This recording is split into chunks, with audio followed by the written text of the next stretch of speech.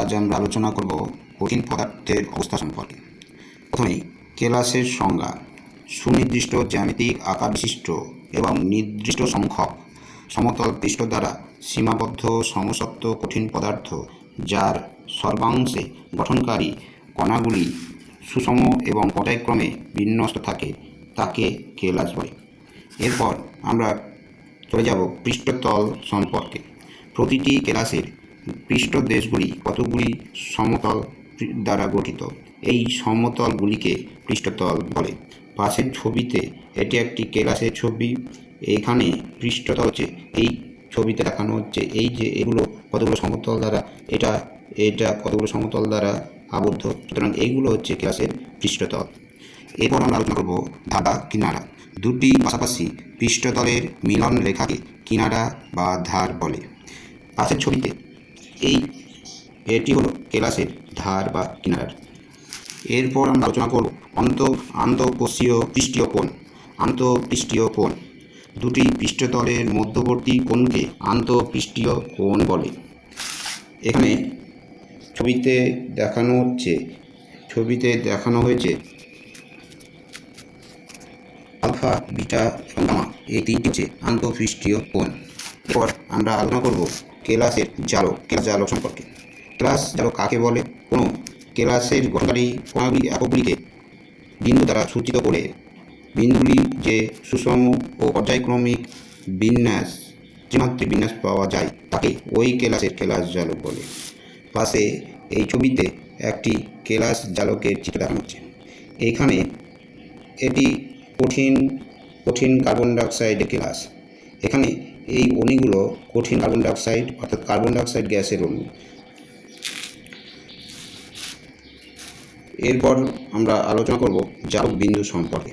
কোনো কেলাস জালকের মধ্যবর্তী বিন্দুগুলি কেলাসের গঠনকারী এককের অবস্থান নির্দেশ করে, তাদের জালক বিন্দু বলে।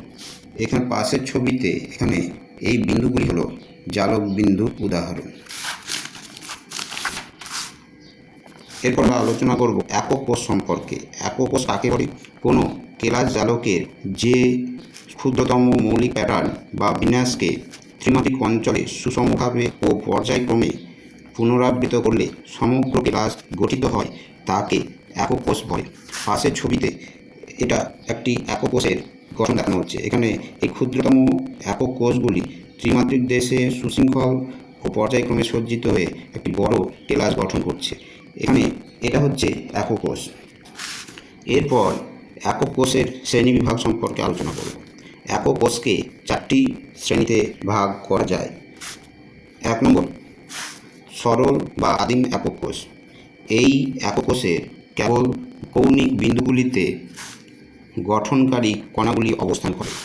পাশের এই চিত্রটি সরল বা আদিম একক কোষের চিত্র। এখানে এই একক কোষের কৌণিক বিন্দুগুলিতে গঠনকারী কণা অবস্থান করেছে, তাই এটি সরল বা আদিম একক কোষ। এরপর আমি আলোচনা করব পৃষ্ঠকেন্দ্রিক একক কোষ সম্পর্কে।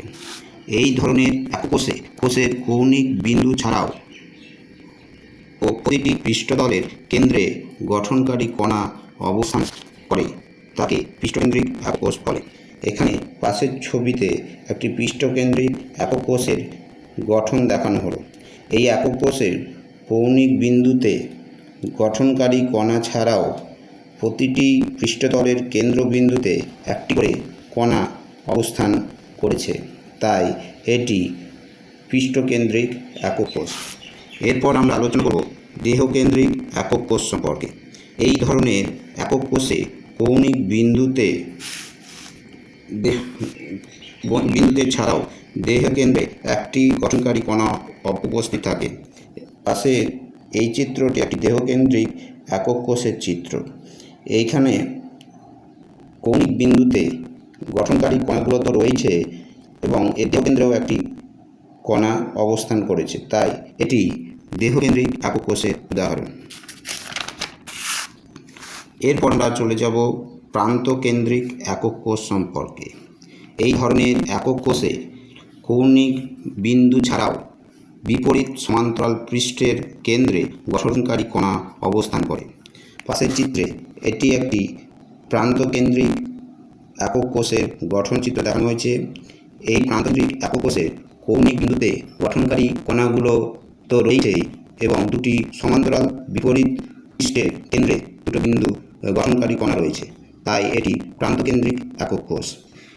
আজকের মতো এখানেই আমি আলোচনা শেষ করছি।